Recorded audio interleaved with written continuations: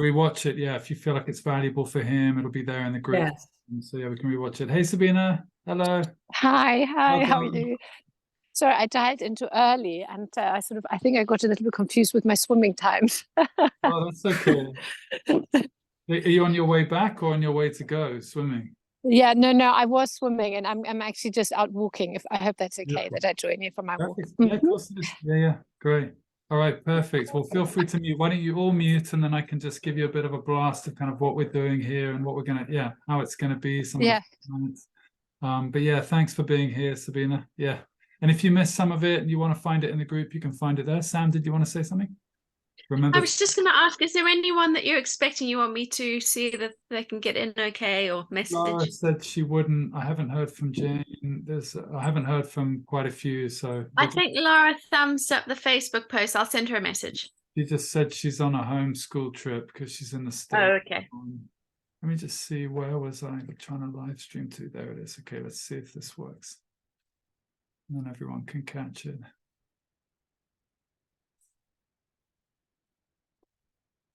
Did that do anything? Maybe not. Nope. Okay, no, I can't live stream. All right, no worries. Okay, cool. Well, hey everybody. It's really great to have you here. Hi, Chloe. Hi, Sabina. And yeah, I'm so excited. This is kind of like a new dawn for me. Sam and I have been working super hard to prepare basically what's going to be a course that will roll out as an evergreen thing in the Young Fire Academy. So the parent trainings will be honed as we go, obviously, but we're kind of laying down the foundations for monthly parent teachers like this. So this one's on communication. And then also every week I'm going to be available on a Tuesday at this time for parent check-ins. So we'll do the check-ins, either it'll be a group if there's a group, or it'll be one-to-one. So you can always catch me, all of you, on Tuesdays at 6:30. Is that always Jamie's football time, Chloe? Just to ask, is he play reg? No. Oh, you're muted. Yeah, just is it a one? His hips aren't up to playing every week. Perfect. So he can take the games when I'm not teaching and always check if he wants. Yeah, perfect. Okay. Sorry to hear about his hips, obviously, but that's great that he can join. It's AstroTurf. It's too much. Yeah, sure. Great. So yeah, every Tuesday from now on, I'm available, and I'd love to know in advance if you can make it. It just means that if no one can make it, that's totally fine. I'll also take the week off, but that's the initiative, is to just have much better communication with you all. Also, just to offer that group context each week, and as the numbers grow, it'll be really amazing to just be on that journey together more closely. And those kind of weekly calls are, of course, kind of optional. I feel like you'll get the best results if you show up every week. And if it is just one-to-one and we speak for 10, 15 minutes or whatever, then great. That's just such a lovely way to touch in. And I would love to know more closely what's going on for you and your families as I'm kind of seeing your children. I've had such an exciting week with all your kids. Like, all of the calls have just been incredible. It just happens to be a point where everyone seems to be in a really great space. So this week there may not be so much opportunity for you to kind of share what's going on for you. There might be in bits and pieces related to the topic, but every other week will be very open Q&A, all your shares, and it'll be very free form on the other Tuesdays. So let me just see what else there is to say. Yeah, so regular Tuesday meetings from now on, same Zoom details, and I won't remind you about the check-ins. It'll just be the WhatsApp group I'll just use for these monthly teachers. Yeah, Maths Monday's been amazing. So some of you have students in the Maths Monday group, which is awesome. Been great to see everyone just kind of go back to school.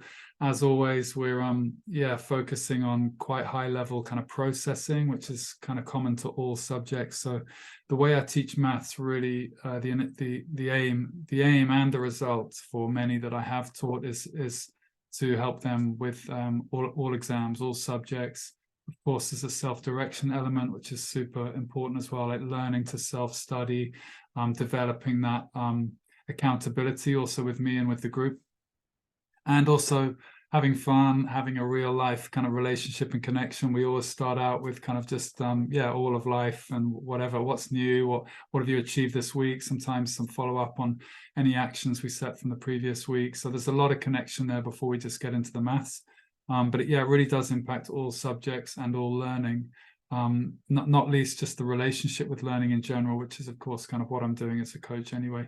So yeah, I'm really pleased to say that I've just written down here that I've never struggled to attract students to those offers, the Maths Mondays and the Thursday calls, and everyone seems to kind of just want to come back. So I hope that's still the case, that generally they're just up for it, which is part of like having a proper relationship, having fun whilst we're doing it, making sense of why we're doing it, and making it really meaningful and impactful for them. So we've also started the teen group coaching calls on Thursdays, which have been awesome. Christabel and Raf, our pioneering duo, which has been super cool to just open up more general topics with them, and that will develop more and more deeper, more and more focused on the subjects that I'm also hearing from you, Chloe, and from Jane and Ben, and any of the parents, in that, with that children in that kind of container. The point is for me to know what's going on from both sides, and then to be able to ask the questions and steer the teachers that I do in those Thursday meetings with them to address those kind of topics. So all the things you've mentioned, Chloe, like social media, phone usage, relationship with you, or whatever it might be, responsibility in the home, all those kind of things are topics that we'll get to in those Thursday sessions. Great. Okay, let's jump into it. I'm going to just stream the presentation now. 1 second. I'm not like the most brilliant at this, despite having done it so many times, but let me just play that. Brilliant, great. Okay, cool. Yeah, so communication, here we go. Communication. Oh, 1 sec. Can you see that? It looks like it's paused. Can you see the slides fine? 1 sec. It's still showing. Oh, here it is. It was showing in presenter view, not Sorry, I'm gonna try. Oh, was it? Okay. I'm gonna try it again. You could see all my notes of like the songs I want to play and that kind of thing. Could you? Let me just find it.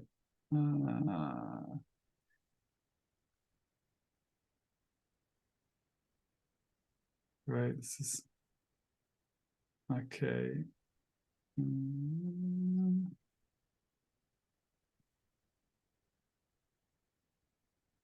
Okay, cool.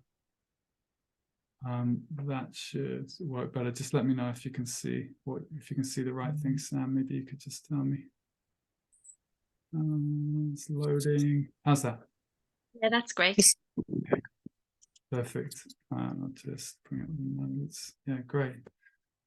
Perfect. Yeah, communication. I've been wanting to do this topic for such a long time. There have been certain resources that I've read or listened to, and things I've just added into this basket on my journey as a parent coach, and as a parent and as a teen coach. And some of these things have just been absolutely game-changing for me. I know we all kind of, I know that basically no one really receives any parent training. I can definitely put my hand up for that. No one ever trained me to be a parent.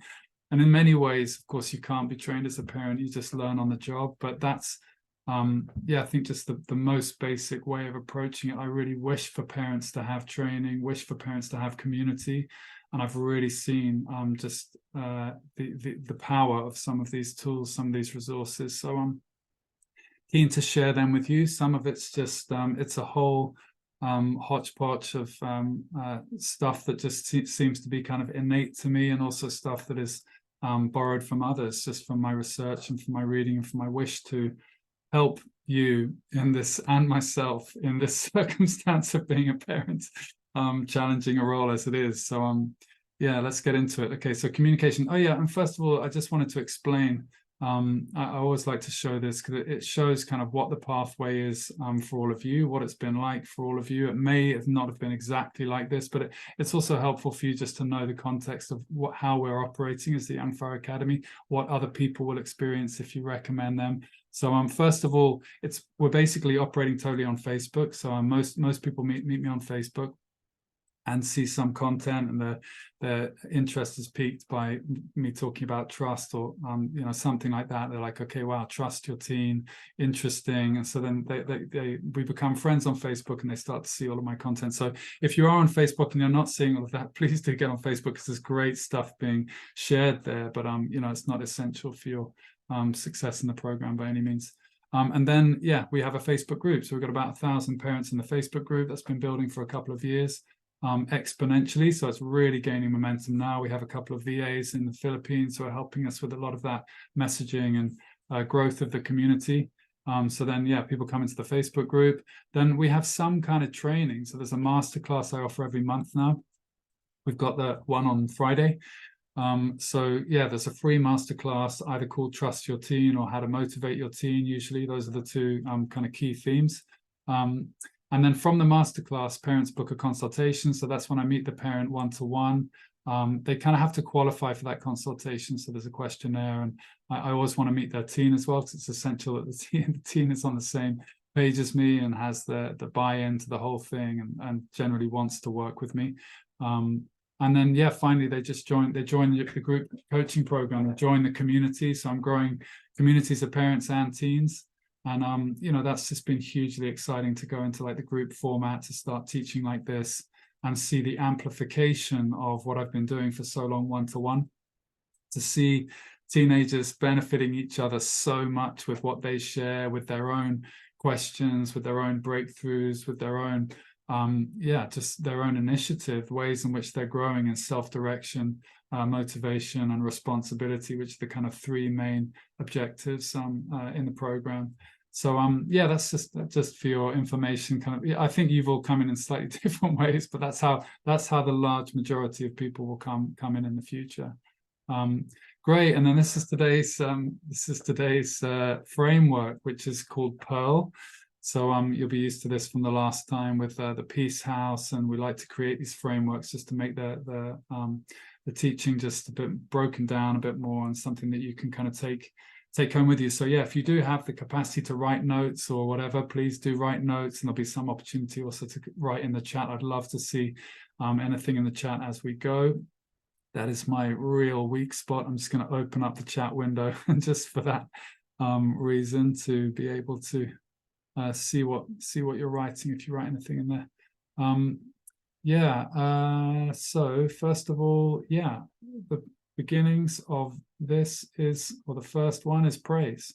So yeah, praise is a huge topic in parenting. It's a real banana skin for a lot of parents, I would say.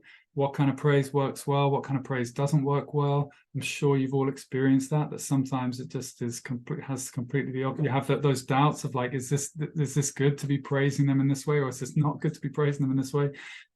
So yeah, what works well to encourage, and what's actually kind of toxic to motivation and self-esteem. So yeah, and then the second part is to empower. So I'm going to go through each of these individually after this as a quick run through of what the Pearl framework is. So yeah, empowering our speech, the inner monologuing also that we have about our children, and their own inner monologuing, their own self-talk is a huge element of the teen program. Self-talk, you know, there's so many things since becoming a coach which I've implemented and which I've learned for myself, my own languaging about myself. Gratitude practice is another. You know, these are all very science-based mental health initiatives for one thing, but also just life satisfaction and flourishing initiatives. So yeah, empowerment of speech and body and mind. So we'll get into that also in a second. And then yeah, asking. I know I've talked about this before. Some of this will be a bit of a repeat. So there's some crossover in some of these frameworks, but shifting from telling and knowing to asking as a parent is basically what that's all about.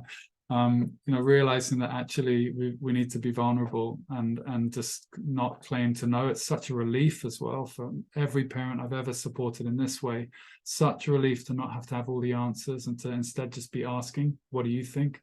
And yeah, we'll go into kind of what that can look like in a second. And reassuring them. reassurance, part of that communication that's completely non-verbal really might be verbal, but just safety, an atmosphere of safety, and acceptance and belonging. That kind of level of reassurance is also a communication. And then listening. So this has been huge for me, actually. I had to say about 12 years ago I met a teacher that really helped me to recognize how little I listened, what a poor listener I was. And I think with our children, it seems to be even greater capacity sometimes to not really be listening to what they're actually saying, or to be ignoring what they're asking for, not really tuning in to what our children are communicating with us. And actually, once we look at it, sometimes many of the signs are there for what they want and what we could give them. And of course, they want to be seen and validated and heard in that way. And this is what I'm doing with all of your children. It's really offering all of this, but I'm listening especially, and asking. Coaching is all about just asking the right questions rather than telling them all of my own solutions to it. There is some teaching and mentorship as well. There's a lot that I feel like I can give when it's appropriate, but mostly it's asking the right questions and listening to them. And they get such a huge confidence boost and validation from having someone just really openly listening to them in the way that we do in the sessions. So great. All right, so first up, praise.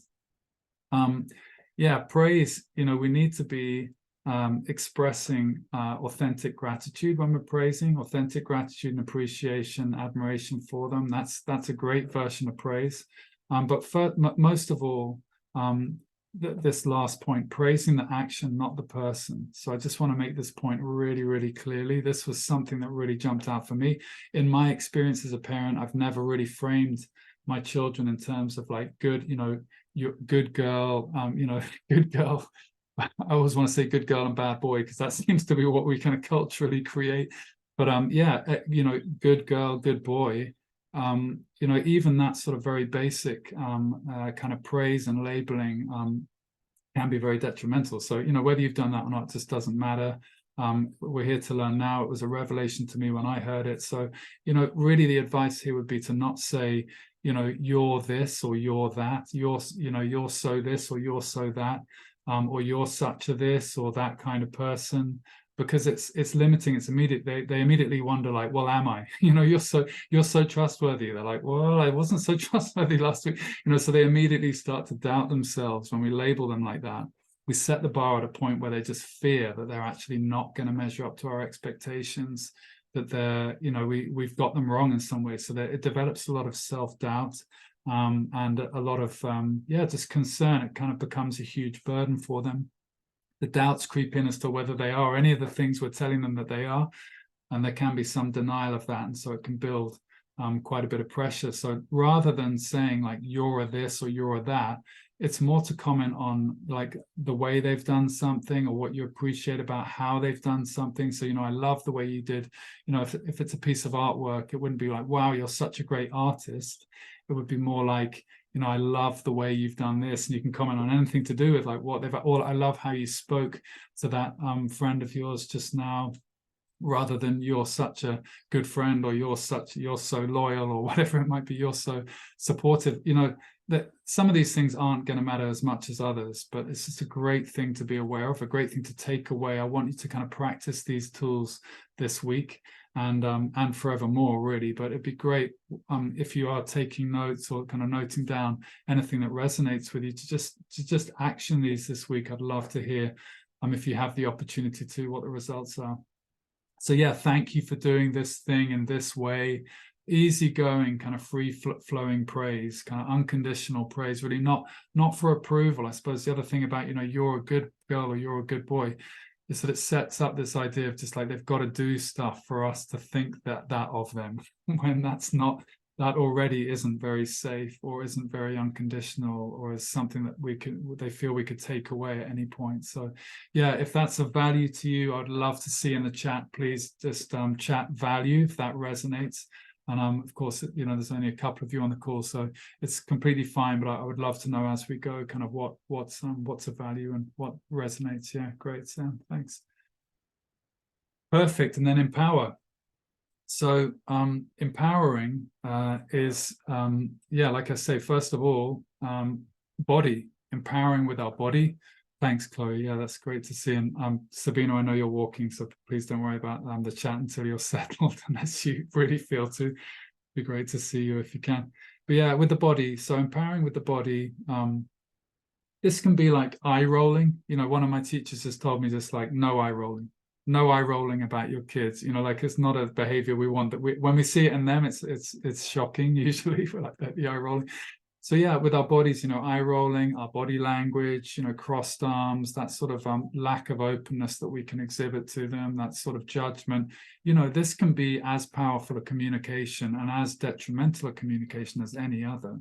Just a frosty, cold, shouldery body language, and you know, I don't know if we're like door slamming or like, you know, marching around the place. That's something that I know I can do, you know, in some ways to communicate, marching around, indulging in my anger in that kind of way. Yeah, whatever it might be, just kind of, I don't know, just communicating in those kind of ways with our body is something to really watch.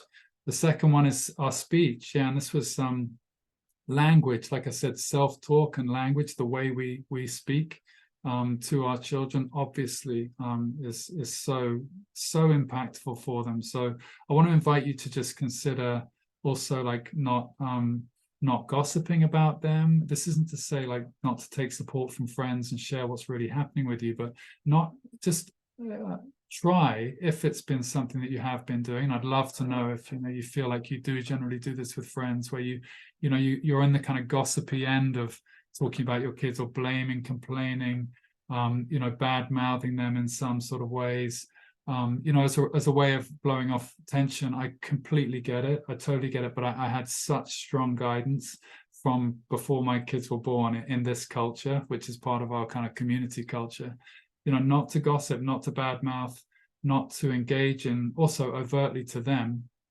mockery, that sort of, you know, because teenagers are funny and they're easy to poke fun at in some ways, but you know, it's not empowering. So to just resist any sort of even like teasing, just to consider. You'll know, I can't go into it in too much more detail, and I'd love to, if you come to the check-ins, want to ask more about any of this, please do.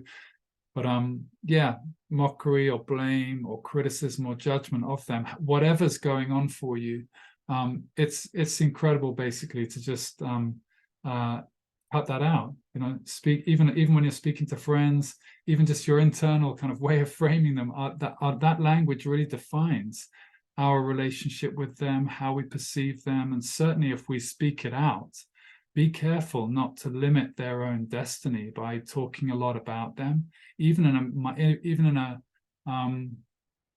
a way of just saying like she's like this, or she loves this, and you know we're all in the same room. We're talking about our children like she loves to do this, he loves to do that, or she's a this kind of person, he's a that kind of person. You know, I know it's quite extreme because of course we all do that. We can all do that loads when we meet up with people. That's what we do. But the invitation I received, which was super powerful for me as a parent, was, you know, always to ask if, first of all, they can tell their own stories, and just to resist any sort of future labeling of them in that way, because they may or may not be that person. We may have told those stories in our families for decades, just like she's a this, he's a that, she loves this, he loves that, she hates this. And some of those, of course, I know some of those are like cherished family stories, they're ways of us bonding, and some of them probably aren't of any harm at all. But it's an invitation to just consider, when am I speaking about my child where I'm actually limiting kind of who they could be and who they actually are in the future? So, you know, the speech element goes all the way to that sort of extreme of reining in how we speak about them, in front of them, not in front of them. So yeah, and of course, part of this can also be like how we speak about ourselves, you know, just to take it out of just parent-child relating. The language how we think about ourselves, speak about ourselves, you know, the self-blame, the self-criticism, you know, I know this is universal in all of us, really, unless we've done a lot of work on it. So yeah, also to be aware of that, and share that with your kids. You know, if you have a journey or you have some experience with the power of words and languaging, and self-talk, then share that with them about also how you hear them speak about themselves. It's very powerful. So for me, when I hear a student or one of my teens talking negatively, even in an offhand way, I always call them out on it in a really loving way. But I can't hear it. I just can't hear it because I know what it does to them. I know that when they say I'm terrible at this, or even like I can't do this, or I'm a this kind of person, or I'm a that kind of person, I always want to ask the questions that open that up again. I've seen so many people, for example, go from I'm not a morning person. In fact, Sabina, your son this morning, totally transformed. He knows he's now a morning person. He's having like more, he's like, wow, I never thought I would be like getting up in the mornings. We probably all had those kind of experiences. We can label ourselves and that's it. We just don't do mornings, and that's it. We just, until somehow we break through, we're forever like, I don't do this, or I can't do this, or whatever. And it's severely limiting. So yeah, language is very, very, very powerful. All right, I must move on. I've got a lot to say about this. Okay, mind is really to do with holding them in the highest regard. I know I've mentioned this to all of you, but in case I haven't, that's how we want to be with our children, however they are, whatever they're up to, holding them in the highest regard, honoring them, listening openly to what they have to say, however ridiculous or provocative it might be, and managing that internal narrative that I was talking about, the internal monologue. Okay, great. I think next I am going to show you a little video of a previous, the word client sounds far too cold, and I don't feel like that in some ways about any of you. I always feel like anyone that comes through the program, it must be my nature and my style that I just feel great sort of friendship with all of you. Certainly Miriam is just an incredible friend, and I went on a huge journey with her and her son. We were probably together for 3 or 4 years, actually working with him and with her. And I'm going to show you a brief video just because I think it'll be inspiring for you.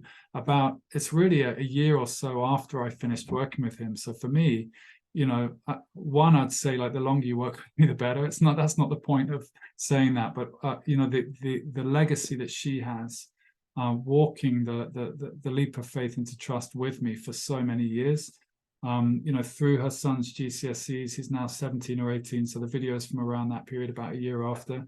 And there's a part in the video where she mentions he had a massive tattoo done on his arm, and that was quite a journey for them as in their communication as parent and child. Very empowering, as you can hear in the video. And so yeah, this is a video from kind of 2 years on from our time working together. Great, here's Miriam. Yeah, when he's finished his college and passed really well. I don't know, he hasn't actually got the official result, but he's either got a distinction or a merit and, got his level 2. You should see him turning up for his exams, literally revising, full responsibility. Wow. It makes, even sitting, because it's hot weather, it's kind of reminding me of this time last year, all that stuff. And just taking responsibility to bringing home practice exams, going through them when he couldn't do stuff, really kind of, I think because he hasn't been really in the system, he's got this kind of way with adults. So he just tells the teachers what they need to, not in an arrogant way, but he'll just be like, I don't understand this bit and I need to have it explained, or we haven't been taught this, so blah blah blah. And it's like they have to rise to it. What we've talked about so much, and this year has just been such a testament to the trust, to that trust part. I can have a little moment of thinking, oh, but that means he's coming out of any system. And then I think, yeah, and that's exactly what he needs to do. He needs to take responsibility for the choices that he'll make. And if he finds that he's got himself interested in doing something else by then, fine. But I do trust that he will be doing things, he'll be motivated to, say he wants to work with Chris, and then he'll wants to get his driving license. So he'll do stuff. Yeah. We said, you know, you come home and we're positive about it. And my thing is my stuff, and I'll do my work on that.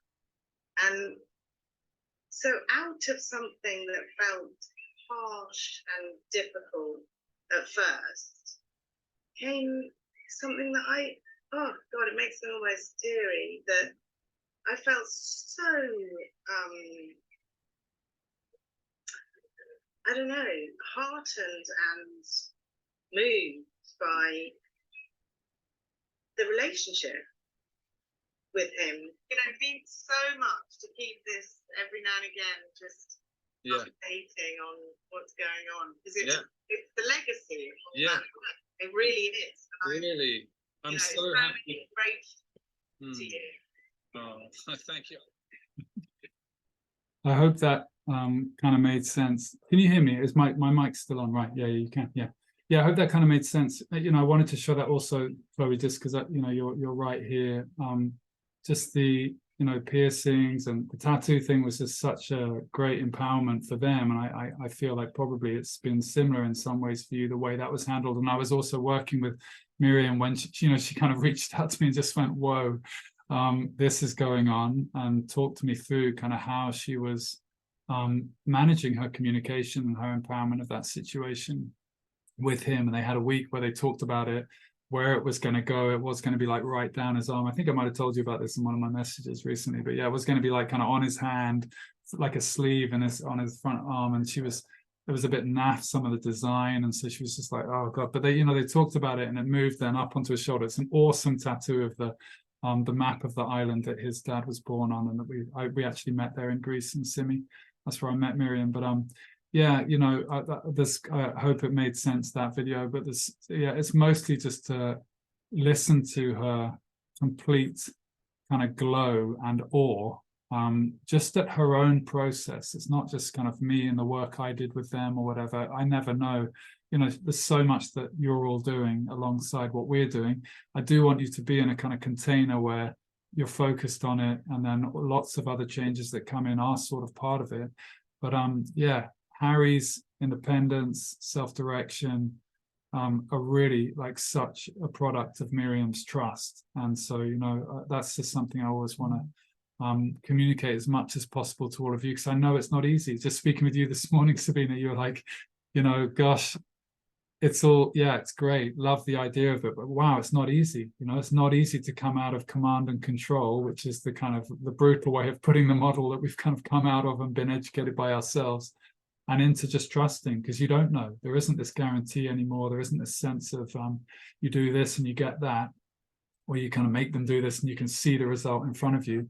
It's much more exciting than that, for one thing. You don't get to see the results in that. You're not measuring measurable results. You're dealing with like profound intangibles, which are actually way more important than the stuff we can see. So that's one of the problems with our education system, is that it's all about measuring things. And actually the most crucial life skills, these are the 21st century skills as well: cooperation, teamwork, problem solving. You can't measure creativity. They're so hard to measure, and all the so-called soft skills, I would call them the essential life skills. Kindness, compassion, we can't measure that stuff. So yeah, anyway, I hope that's been useful, Miriam's share. Okay, so yeah, this is then asking. Yeah, I must be a bit quicker through these points. But yeah, the asking point is really simple. It's just to flip it round, like I said, to flip round the telling and the needing to know as a parent, the needing to have all the answers, and just to ask all the time, like, so long as you can get away with it and they're not annoyed by you, or like, wow, what's going on, Mum? How come you're suddenly asking me all these questions? Within a sort of authentic frame, asking what they think. What do they think about everything? What do they want? What do they see? And in terms of advice giving, I think we've also covered this, but just in case we haven't, one real gem that I can offer you all is to ask before you give advice, to say, can I give you some advice instead of just giving it? Can I give you a suggestion instead of just making one or 10? Can I, if you can see 5 solutions, like resisting giving them all of those, because you'll know at a certain point they don't want it. They really don't want it solved by us. They want to learn how to do it themselves. So, you know, can I share my experience? You might have a great bit of experience to share about what they're going through, what they're challenged by. So yeah, asking, would you like to hear my experience? And asking it in a way where they can easily say no, and it's not a problem. That's the real skill. If you can ask it in a way where they're like, you know, no, I'm okay, mum, then great. If they won't say no forever, if you continue to ask, they will eventually say yes. And then you know they're actually listening. Like we all know that teens can completely tune out of what we're trying to tell them. So the lectures, the attempts to kind of help in that way really don't help. So save your breath, save your energy. Yeah, and as a bonus for this, oh, sorry, I should be going through the, so yeah, so asking, what do you think? Yeah, and asking before you give advice. And yeah, the bonus is, yeah, to empower their own solutions. So, you know, to say, if they're bringing, you know, issues to you or problems to you, you know, of course, we're like, especially mums, I would say, just so hardwired to serve. I take my hat off to you. It's in complete reverence to all mothers that I say this. But, you know, the bond there, the profound bond that's between you all and your children as compared to the dads, it's different. I feel like it's different. You know, it's such a compulsion to help, to serve, to solve their problems, to make life easier for them. But, you know, now's the time in their teens, or if they're older, Sabina, your child's much older, you know, to just go like, you know, you'll know. I think you'll know, like, I've seen you solve these I've seen you deal with these kind of things before, if you have, or if you feel like you can say that to them, you know, I think you'll know, you'll find the solution, and, you know, I trust you, I believe in you, and, you know, you've got this kind of thing, and just to bounce it back to them, you know, you've got the discernment. Yeah, so whatever the language is, you can trust yourself, whatever that language might be, is a great bonus for when they're kind of bringing you problems, especially. Yeah, to help them solve them themselves. This reassurance is to do with psychological safety. So reassure is to do with psychological safety. Like I said, the atmosphere in the house, acceptance and belonging. Google did an amazing piece of research into teamwork a while ago. I think it was 2010 or 2005. And they wanted to know, like, what makes a team function better than another team? So, like, what makes a good team? And of course, they looked at all the things they could measure. It's a perfect example for the measurables versus the intangibles as well. They measured everything. They're like, okay, the caliber of the people coming in, like, is it because you got this like A team? If you put the A team all together, do you get a great team? And the answer is no. In fact, for years and years, they couldn't find what distinguished a great team until they started looking at the things they couldn't measure, the intangibles.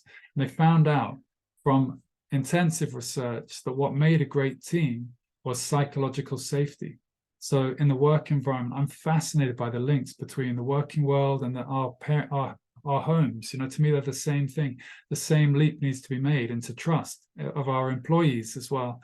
So yeah, they found that teams that felt safe, team members who felt like they could put their hand up and say something outrageous and not be shot down for it, that could take risks and not be penalized for that or ridiculed for that, you know, were really innovative, dynamic, happy teams.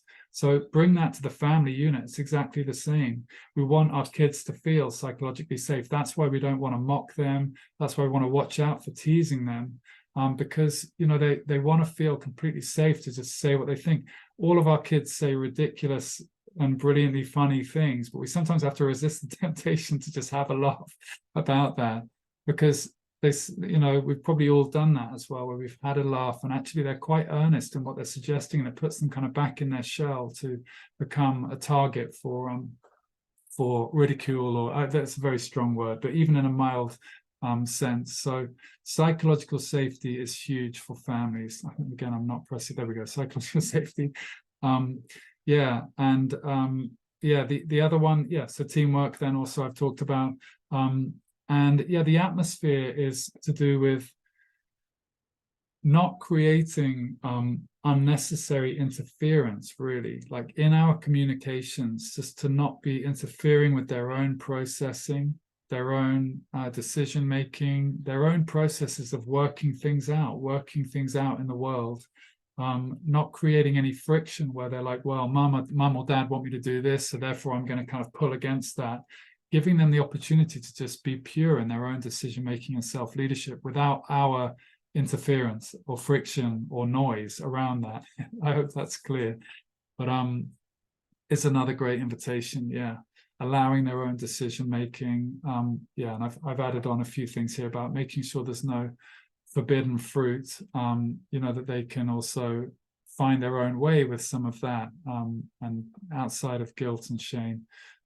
Yeah, sorry, I'm dropping in those heavy topics just right at the end. I'll keep it simple and just move on, I think. Final thing is listen. Yeah, the final part of this Pearl framework. So yeah, Pearl, it's a gem. This communication piece is an absolute gem. I can't wait to hear like how it goes. If you manage to action some of these or anything shifts in your communication, I'd love to hear either in the WhatsApp group or in the Facebook group.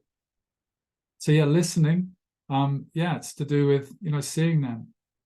Really seeing them as they are, allowing them to be as they are, seeing them, hearing them, validating them, you know, validating their feelings and their opinions. I'm going to get into something in the second part of today. We'll go till 8 p.m. today. We're going to have a little reflection exercise just after this, and then I've got some absolute golden nuggets to finish the call with. So please, yeah, make sure you're still around for them.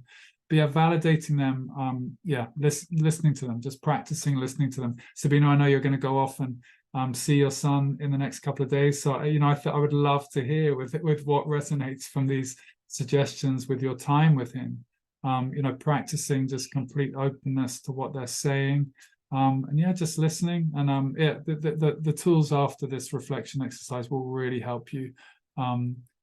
Yeah, or I don't mean just you, Sabina, like specifically all of us will really help. So I'm excited to share them. Okay, cool. And yeah, openness to just how they are, like who they are. It may not be exactly kind of what we hope for or expected or whatever, but they are as they are. And it's not to settle for a low bar for them, but just to really allow them to be fully who they are, not to have to be like us, not to be molded in our image. You know, all parents eventually see like, wow, this child is not like me, you know, even if they're very similar. It's great if they are very similar to not fall into the trap of thinking they're the same, and great if they're really different to just go, okay, wow, they're really different. They're an absolute teacher to us, a total teacher to us, because they do things completely differently. So being completely open to their opinions, their ways of seeing the world is super empowering for them. Okay, great. I'm going to play a track. And we're just going to reflect a little bit, like 5 minutes or so, pen and paper if you've got it. And actually, in fact, put this in the chat. If you can put it in the chat, it'd be great to just see what you come up with in this reflection exercise. So I would love to hear, yeah, this question. I'll just pop it in the chat. So I'm going to stop the screen share now. Great, yeah. Where are you currently struggling in your communication with your teens? So yeah, let's take 5 minutes to just reflect on this. And if you'd like to share, it'd be great to hear what you come up with after this. And then I'm going to go into this 4-point tips, which is from a particular resource, which I'll share with you. I think I might have recommended it to both of you anyway, but I'll reveal the source of it. But it's so good. I've just taken it straight from a book that I read, which is The Bible for Communication, if you ask me. So great. All right, I'm just going to play a track. I'll stop the screen share and then I can share some music. And yeah, we'll come back in 5 minutes. But yeah, just take a bit of time to reflect on this question. Okay.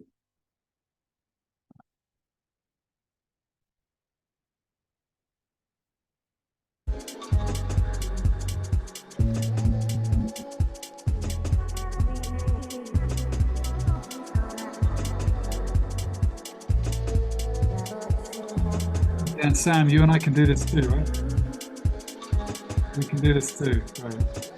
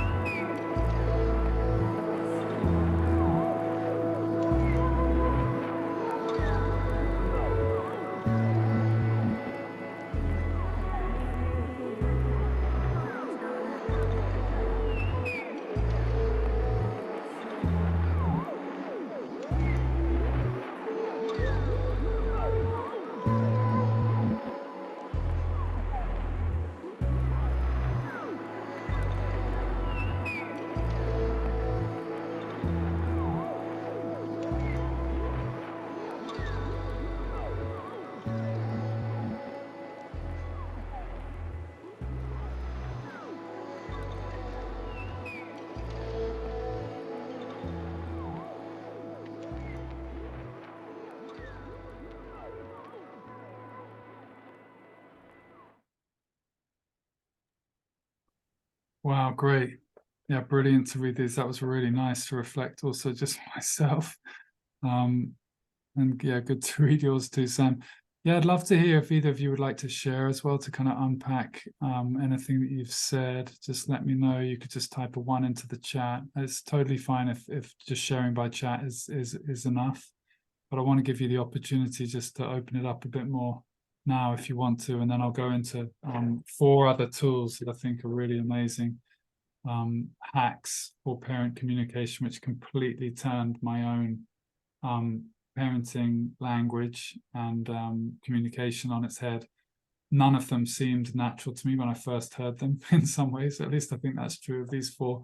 And the book I'm going to recommend, which they're from, is just full of like completely game-changing communication tips, and definitely not just for children, like really for relationships of all kinds. So it's really impactful for anyone with any child of any age, or not with any child, just anyone. This is the communication go-to for me that I've discovered in my life. So yeah, great. Maybe I can just, you can. I might just kind of I'd quite like to read through some of what you've written, if that's okay. But yeah, understanding what needs to be shared to help the other person, definitely. Yeah. This is the thing, right? We show up as parents and we say something, and sometimes it's like the opposite of what they want to hear. It just goes down so badly. It gets the complete opposite reaction to what we intend. So that's when I met this book. I was recommended this book by someone who I knew. And yeah, it was just offered up as something that was just like, wow, yes, this is game changing. And actually the book shows like how we typically speak, and then it shows, and the reaction we get, which is terrible, and then how we can react to what's presented to us by our teens. And the result is just, I've just tried this yesterday or whatever with my daughter when she was upset. And it's just amazing. Like, I want you to try these tools, actually, to action these tools, all the ones I've already mentioned and the ones I'm going to mention after this.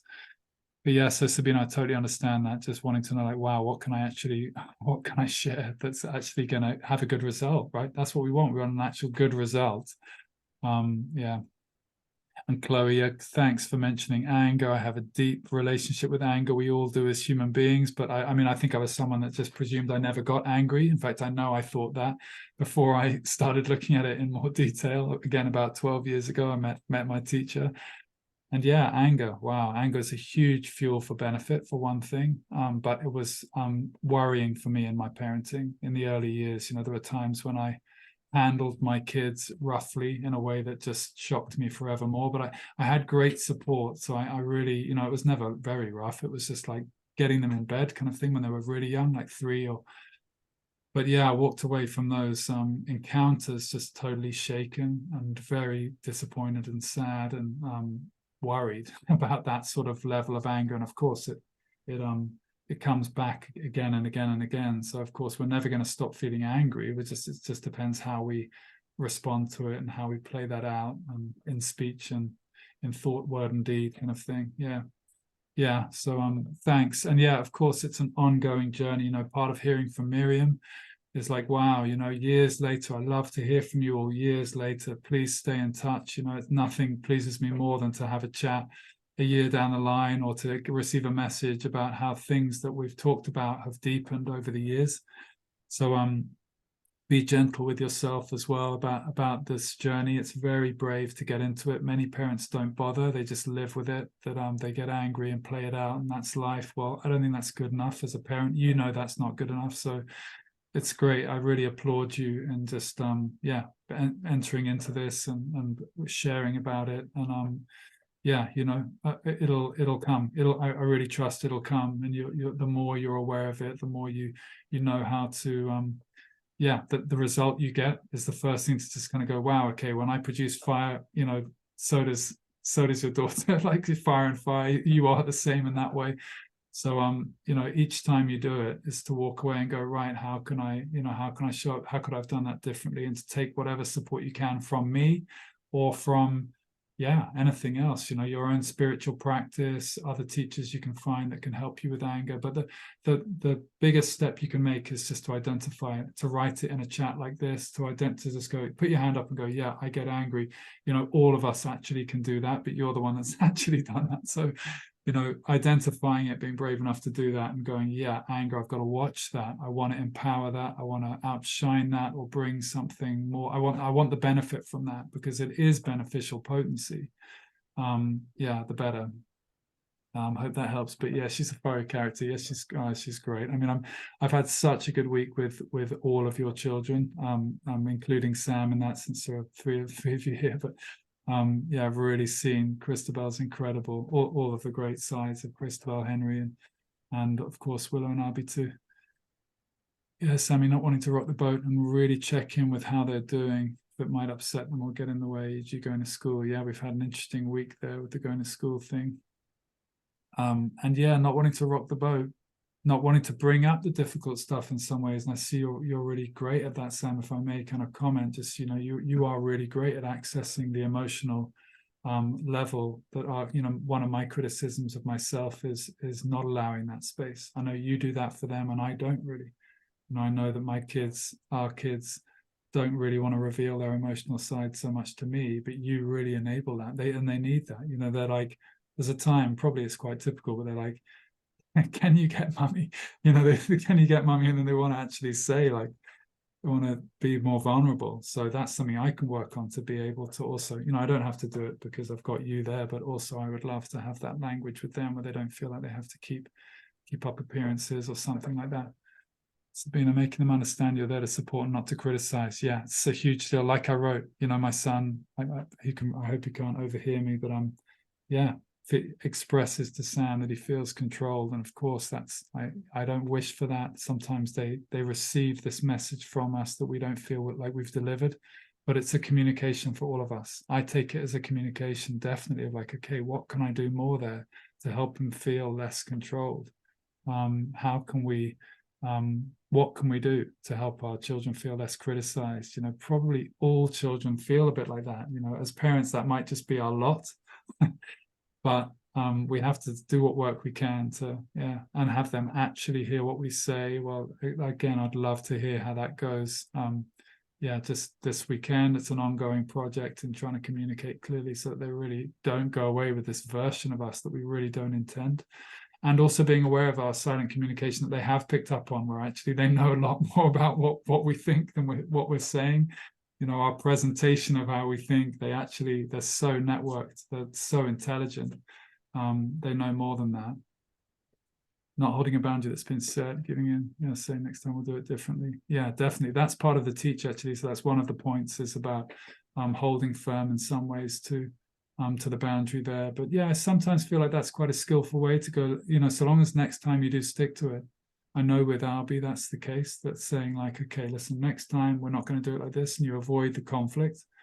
But then next time it's got to be done, But every time giving in like that, I think, is very undermining, because then you're always going to meet resistance. We're always going to meet resistance, because he knows, just like a mouse in an experiment knows, he knows the numbers. Our kids know the numbers of like, how many times have I been successful? They couldn't tell us, but they know instinctively, how many times have I been successful with this approach? So if we reward behavior we don't want to see, wow, they're just going to persist forever to get what they want, because they know it gets results. So we do have to at one point just go, that's it, and take the hit. Take the hit of the tears, the tantrums, the resentment, whatever it is, at whatever age and stage. Yeah, communicating boundaries early and repeating these boundaries also for your own safety. Yeah, often don't communicate at the right time. Yeah, interesting. Well, yeah, if there's nothing more to unpack around those, then we'll just move on. But certainly next week and the subsequent weeks, I would love to have much more discussion and shares from you, and then we can really get into some open coaching on these topics. But I think probably we'll just move on for now. But yeah, loved reading them. I love these reflection exercises. I love that we're a small group today, but I'm so looking forward to being a bigger and bigger group and learning from each other in this kind of way. So yeah, it's powerful. Thank you. All right, great. Let me get back to the. Did anyone want to share anything? I just want to make sure that there's nothing. You're all happy. You can just type happy in the chat, or just not say anything. Sabina, please. No. It was just interesting. You were talking about this book, which is your toolkit about communicating. That would be really interesting. Yeah, I'll certainly seem to be that. falling short on Yeah, please. In fact, I'll get into it in the context of, I'll teach you the tools first of all, the summary of it, but I would love you to either listen to that as an audio book. I've done it in the car, as well as a copy of it. So I've got both. It's a reference book and a brilliant audio book, just to get the general gist of it. And yeah, like I say, it's for all people. It's such a powerful book. So I'll definitely mention that in the context of the teacher. Chloe, was there anything you wanted to say? You're happy? You're good? Great. Sam? I'm good, thanks. Yeah, great. Okay, cool. So this is just one chapter of this book, but these tools are the ones that I walked away with when I first read it, and just thought, wow, these were the ones I tried, and that I got such incredible results from with my own children, and it's something I bring into all relationships now. It takes time, but that's why we want to practice it. That's why it would be of such benefit for you to practice it whilst we're here together, and you're accountable to each other and to me and to the group and to the program, to dig into this resource and have a go at these things this week. And these tips will be clarified by reading the book as well, or listening to it. So first thing is to identify. So what that means is oh wow, I can't see my notes. What have I done here? Okay, one sec. Let me just maybe I can just wing this. Basically it's identifying their thoughts and feelings. So if if our children are complaining about something, or they're upset about something, they're emoting about something, you know, like we had, the example would be, for me most recently, just with with my daughter not wanting to go to school. You know, I don't want to share too much about, without her permission, about what was going on there. But you know, I think our intention can sometimes be like we're identifying rather than I'd love to have my notes. One sec. Let me just let me just, would you just give me 2 minutes? Henry, I've just pasted them in your direct message in Okay, Zoom. cool, perfect, great, thanks, Sam. That's so good to have you. It's fine. A wing woman. So yeah, thank you very much for your support. That's brilliant. Yeah, so instead of dismissing feelings, identify the thoughts and the feelings. So often we can just recoil in a sense of just like, wow, like, don't know how to deal with this. This is uncomfortable, don't want to know, don't know what to say. Many of us can go into kind of, well, yeah, that's the second part of it. So yeah, I'll stick with this. So identify the thoughts and feelings. And it literally, and this was so, I think the right word is anathema. It was just like the opposite of what I felt like doing as a parent. I felt like it was really indulgent, or would be really indulgent for my child to say, wow, you know, and the examples in the book, like, wow, I can see you're feeling really angry right now, and I can see you're really frustrated about this, but that is exactly what they want to hear. What they want to hear is the validation of their feelings. They want to hear that we understand them. We're like, wow, I can see you're so sad about this. You know, I've just broken up with my girlfriend, or whatever it might be. Wow, you must, and rather than it's like, oh, don't worry, there's loads more girlfriends out there or something. We might want to just do that kind of approach to parenting, just trying to make it better for them. But yeah, identifying their feelings, just repeating again, like, wow, this must be so this for you. You must feel so this. Is such a relief for our children to know that they're understood, that we get their feelings. We're not trying to dismiss them, or our friends, or anyone we're with. Just to identify their feelings is a very powerful way of helping someone feel understood, and then move on and find their own feet with it, find their own solutions with it, find their own peace with it. So yeah, the first one is to identify. Great. And then acknowledge. So acknowledging is it's, instead of ignoring their feelings, acknowledge them with a sound or with a word. So, you know, if our children come to us with generally like a barrage of kind of stuff that they're saying, we might want to say all kinds of stuff in response to it. We might be quite triggered by it even. We can just acknowledge it literally with like a word like mm-hmm, or a sound like uh-huh, or like yeah, or like ooh, you know, just literally to keep them speaking, keep them communicating with us, keep them telling us, let them get it off their chest. So we're just acknowledging that they've said something. We're not trying to fix it for them. We're not responding with some sort of any sort of fix it style approach. We're not dismissing it. We're just letting them cruise along with it. We're just acknowledging it with a sound or with a word. So that's the tip. Acknowledge it with a sound or a word. And then okay, so this is instead of logic instead of going against your better judgment, accept the feelings as you redirect their unacceptable behavior. So this, Sam, might be a good example for you of what you shared about the boundaries.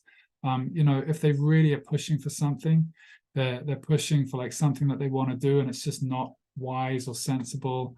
An example might be that they've, you know, got a broken leg or something. They want to go to a party, or they've got like some injury and they want to play sport.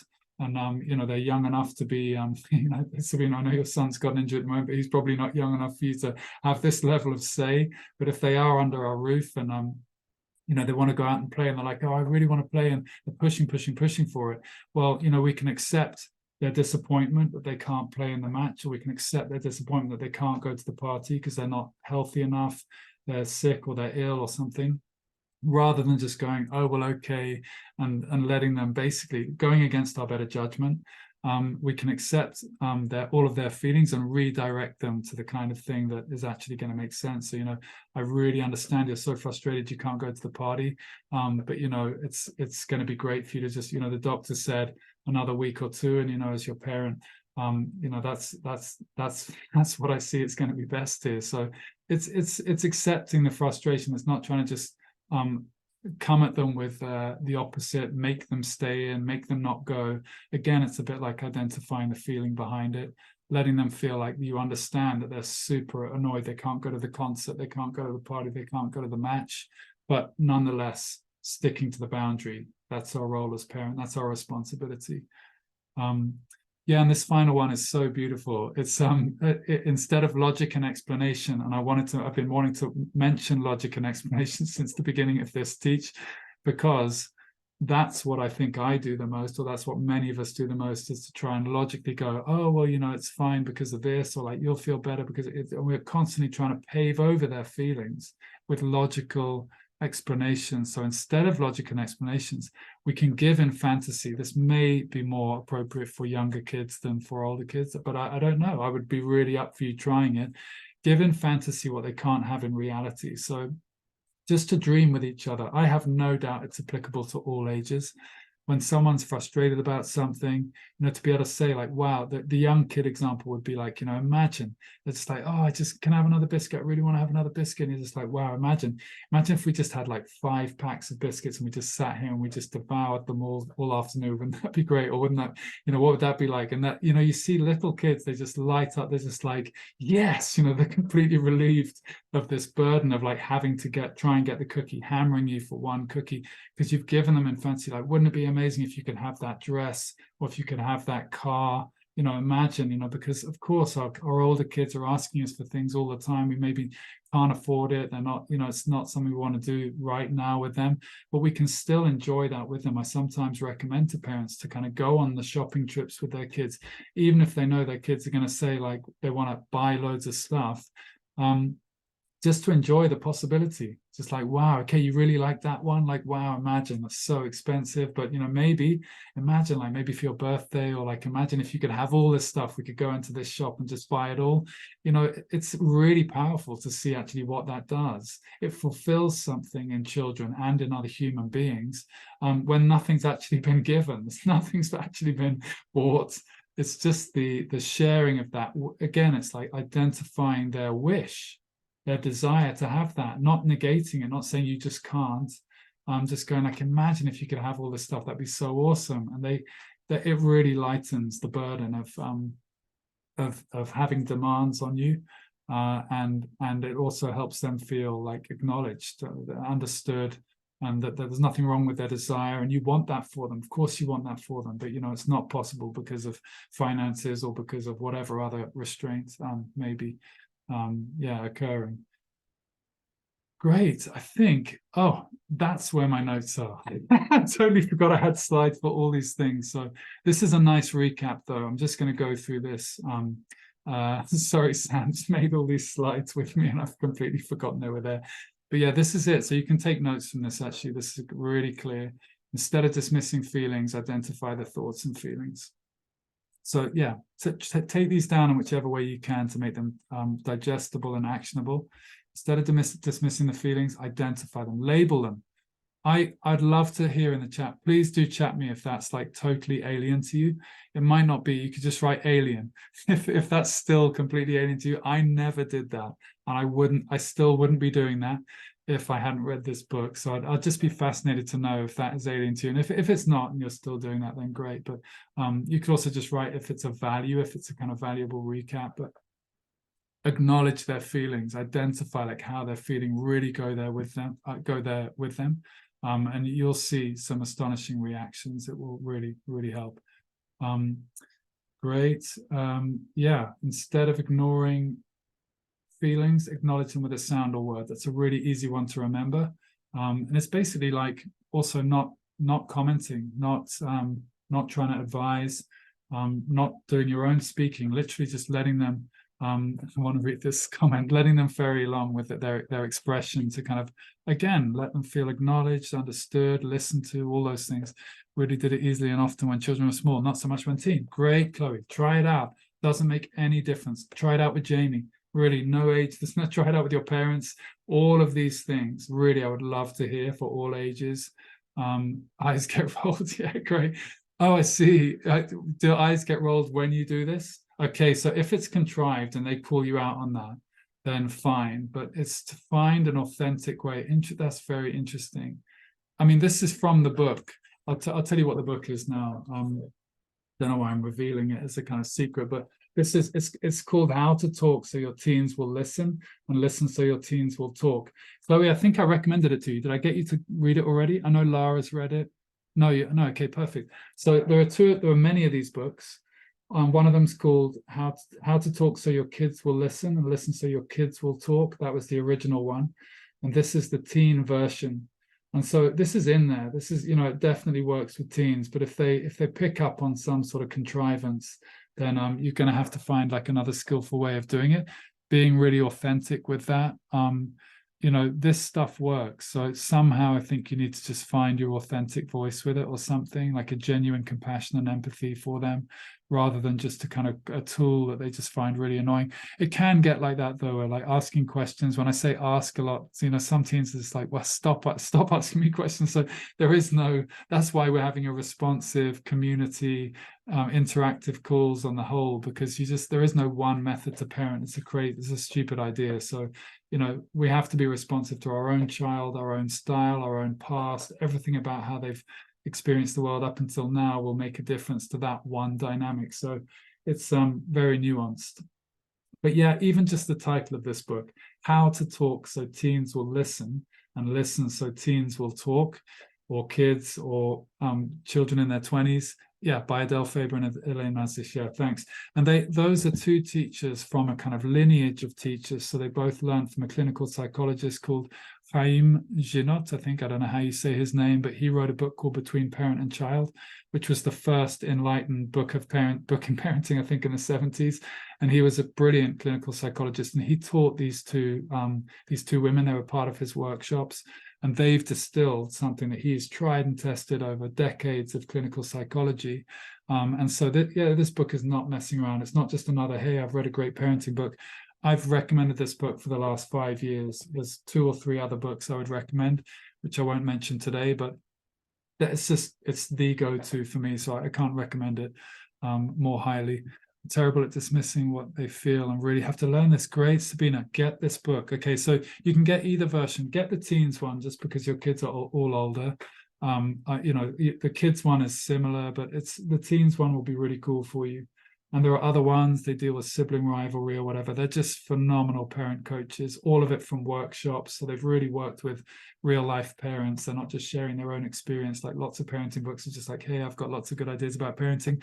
They've really listened to parents. They've really tuned in to what parents need and what works. And they've also learned from the best. So this guy, Chaim Ginot, was brilliant. Great. Okay, so get that book, get the audio book, or get the book itself, or both, and really please feed back to me and try it out. What's amazing about it is that they break it down into such, like, literally cartoons. So you get these kind of cartoons of like, this is what we say. This is what we all, I mean, it's amazing. They're like, this is what we say. And you're like, that's what I say. And then on the next page, it's like, this is what we should say. And you're like, wow, I would never say that. And then you start trying to say it, and it opens up. Brilliant, Chloe, you got it on Audible. That's awesome. Yeah, but be aware of the fact that there are a lot of tools. You might need a kind of pen and paper to re-listen to it a couple of times. Buy the book as well. If you're really serious about it, of course you are, but like if you really want to I've got the book as well. I mean, it's not just because I'm teaching it, but because I want it to refer to. I want to see it in print as well. Because my experience with listening to audiobooks is that so much of it is like, yeah, and then it's just kind of gone. So, there's no, if you're in the car, and I love listening to stuff in that kind of way. But if you want to, I think the book also has exercises that you can actually work through. So Sabina, for you as well, it will be well worth the time for all your communication forevermore. I think I'm like halfway through these things. Let me just see how many more. Okay, so yeah, this is I think the second last one. So yeah, instead of going against your better judgment, this was about like your broken foot or poor health, and they're still pushing to go to the party or the festival or whatever it might be. To accept their feelings of disappointment, frustration, resentment, and redirect their behavior to like what is right, rather than buckling and avoiding the war and making a really poor parenting decision that puts them in danger or their future health in jeopardy. Great. Yeah, and this is the one about fantasy. And yeah, I really think these tools can work for all ages. You know, even like, you know, whatever, very old people. These are beautiful tools, really beautiful tools about really hearing someone, and acknowledging them, understanding them, showing them that they've been listened to and understood and acknowledged, and going along with their wishes and their desires in a way that's empowering. Great. Okay. Reflection. Yes, I'd forgotten we're going to do this as well. Let's take 5 minutes. I would love to know in the chat your biggest takeaways from this communication module. This is the communication module that I'm working on. I've been really happy with it. It's kind of what I wanted to say. So I hope it's been useful to you. And I'd love to know, just in summary, like what really stands out. Yeah, it really helps me to obviously see where you're at, what's useful for you, and what's useful in general. Great. Sam, could you put that question just in the chat? Yeah, how to talk siblings about rivalry. Yeah, perfect. Yeah. Great. Oh, perfect, Sabina. Yeah, the siblings about rivalry. I mean, start one book at a time. I would start with the communication one, the how to talk, so teens will listen, so teens will talk, as your first go-to. And then if you really like it and you get results from those tools, which you will if you implement them, then go for the sibling rivalry one. What would you say, Sam, actually about that? Can I just, because you've actually read the sibling rivalry one, or you're reading it. I haven't read it. Yes, I actually haven't finished the sibling rivalry one. I keep thinking when I have an argument, I must finish that book. But yeah, so I haven't finished it yet. Yeah, start with the other. I think the other one is that's the one that was just a smash hit and just remains a complete go-to for communication. Then you can move on to the sibling rivalry one. Great. All right, I'm going to stop sharing. We'll play another tune for 5 minutes and just post in the chat. Just take this time to consolidate. This is basically your opportunity to consolidate what you're going to go out there with, just in case you then like come out of this call, you go straight into family life or busyness again. Lock down like 2 or 3 things that you actually want to try, things that have really resonated, and I'll put them in the chat. Right.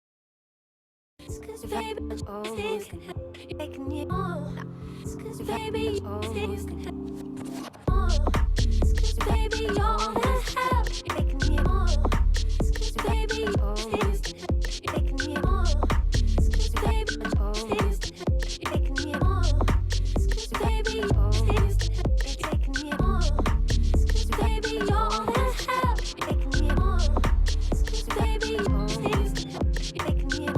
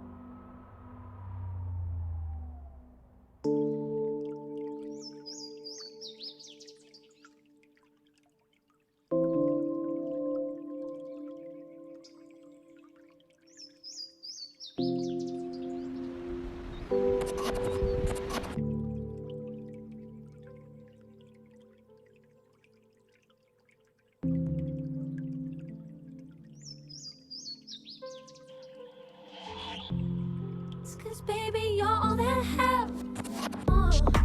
'Cause baby, things taking me on.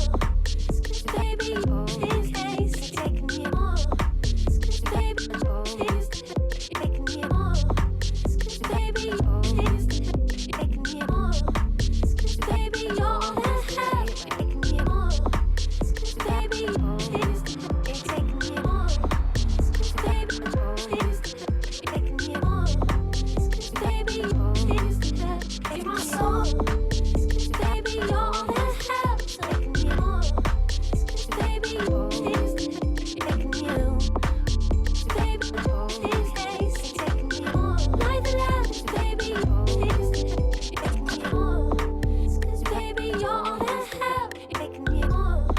'Cause baby, things taking me on. 'Cause baby, you're all that have. Taking me on. 'Cause baby, things taking me on.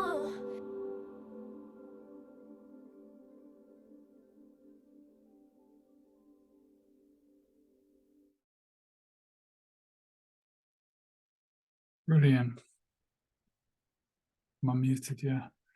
Yeah, I'm just taking your responses. Yeah, thanks. Chloe also just responded to, yeah, let me go in order. Yeah, I'm so pleased, Sabina, that this is also like a hit for you in some ways, that you're both, looks like, go off and get the book or listen to the book. Yeah, acknowledging how they're feeling, acknowledging how people are feeling. Also for us, if someone, that's how we want to be listened to when we share with someone else, that's the response we want. We want someone to see and acknowledge and validate and honor our feelings, not to solve us. I really resent that kind of support. And of course, it comes in the most well-meaning form from family or from friends. But, you know, if I've got a problem I want to share, like I just want someone to hear it really, and just to understand me and to listen to me, to kind of, you know, be listening, going, yeah, Henry, wow, gosh, that's hard, you know, or whatever. And when it's being done to us, probably we don't, you know, we don't even see it, we don't even know it, but that's the kind of support we want, not to be given tons of solutions or suggestions, or to be to have our feelings dismissed, whatever it is. So yeah, it's really profound. I'm very pleased to read that. And yeah, the teasing, I've written a response there to you, Chloe, because I in no way want to remove fun, humor, connection, love in that form from the household. But I know you'll know the difference. Like, in a way, this is what's so beautiful about parent coaching, is that fundamentally, I don't really, I will always bounce it back to you. You'll know. I can't tell you what to do. I can't tell you what's going to be best, either of you or any of us. You'll know. You'll be able to discern what feels great and what feels really honoring, and what works and what doesn't.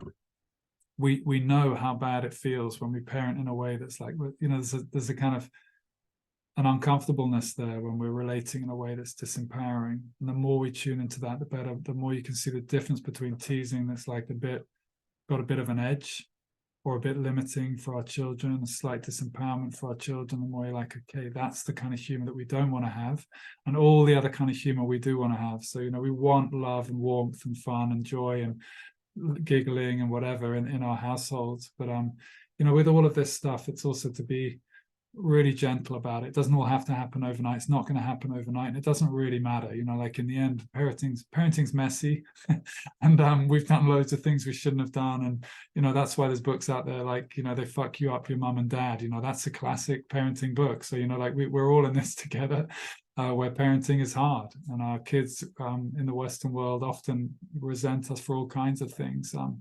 So, you know, go easy on ourselves, basically, going forward and trying to implement this stuff. And the more you acknowledge and can recognize where you could improve or do things differently, that's a great thing. Don't feel bad about it. Feel great that you're like, I did that thing again, and that's not, I don't want to do that anymore. That doesn't work. That doesn't help. That doesn't serve. So, yeah, it's a great thing. It's not to go down any route of disappointment or self-criticism around kind of how we've parented in the past, or how we're showing up now. And yeah, thanks for your appreciation, Chloe. That's great to read about empowering. Yeah, lapsing to the old habits, frostiness when boundaries are being crossed. Totally. Talking about behind our back with our dad, of course. So that's just a huge heads up. And Sam, you and I can also go away with that, you know, to some degree. I think we do well. But this stuff never ends. It kind of never ends. There's always like a higher standard. I feel like that anyway. There's always a higher standard of how we speak and how we frame our children in our private conversations when they're not around, or our friends. So that, again, this is not just our children, it's also our friends. So the communication ripples just go endlessly out into all of our social life.